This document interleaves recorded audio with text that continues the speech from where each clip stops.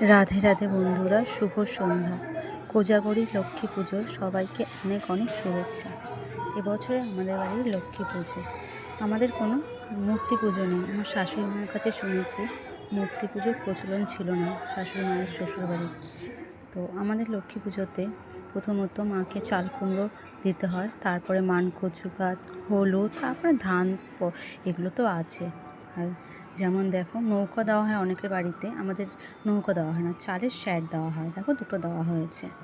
আর এটা হচ্ছে আমাদের গোপু সোনারা, দুটো গোপু সোনা। আর এই রাধা গোবিন্দের মূর্তি সবই কি সুন্দর। আর এই দেখো, আমি আলপনা দিতে তেমন পারি না, তবুও চেষ্টা করি প্রত্যেক বছর কোনো রকম দেওয়ার। কারণ লক্ষ্মী পুজোর মেন তো হচ্ছে আলপনাটাই। যতটা পারি চেষ্টা করি যে দেওয়ার। কারণ আমার শাশুড়ি মা ঠিক মতন দিতে পারে না, ওনার শরীরটা সবসময় খারাপ থাকে, তার জন্য আমাকে দিতে হয়। তার উপর আমার ছেলে খুবই ছোট, ওকে নিয়ে করা অসম্ভব।